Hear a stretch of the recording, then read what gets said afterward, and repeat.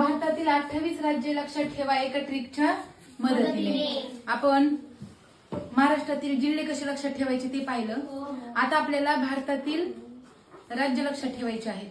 पहा, अनेक गावं मिळून तालुका तयार होतो, अनेक तालुक्यांचा जिल्हा बनतो, अनेक जिल्ह्यांचं राज्य बनतं आणि अशा अनेक राज्यांचं मिळून आपलं काय आहे, भारत देश बनलेला आहे. मग आपण भारतातील 28 राज्ये एका ट्रिकच्या मदतीने लक्षात ठेवायचे आहे. एक वाक्य पाठ करायचं आहे. ते वाक्य कोणतं आहे नीट पहा.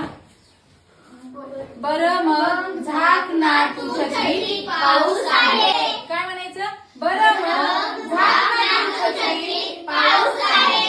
हे तुम्हाला वाक्य पाठ करायचं आहे, म्हणजे तुम्हाला 28 राज्य पाठ होतील आणि लक्षात राहतील. बघा आता हे ब पासून हे पर्यंत सगळे आपण असे अक्षर लिहून घेतले आणि प्रत्येक अक्षरापासून काही ना काही काय झाले, राज्य तयार झाले आहे. ते तुम्हाला पुढे लिहून आपण घेतलेलं आहे.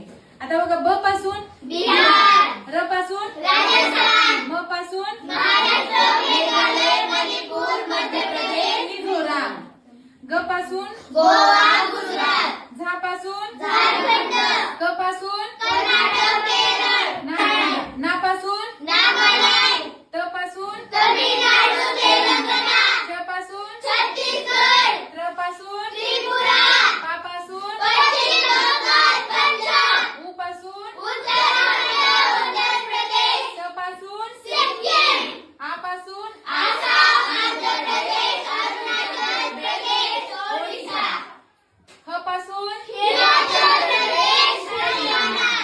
हे आहेत 28 राज्ये. भारतातील 28 राज्ये आणि केंद्रशासित प्रदेश किती आहेत? 8 केंद्रशासित प्रदेश आहेत. 28 राज्ये आणि 8 केंद्रशासित प्रदेश. मग हे 28 राज्ये भारतातील तुमच्या लक्षात राहतील? आता हे बरोबर 28 आहेत का मोजूया? 1 2 3 4 5 6 7 8 9 10 11 12 13 14 15 16 17 18 19 20 21 22 23 24 25 26 27 28 झाले का नाही? 28 भारतातील राज्य. आणि हे पाठ करायचं आहे तुम्हाला. होतील?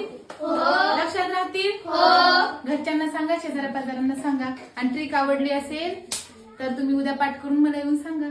चालतंय.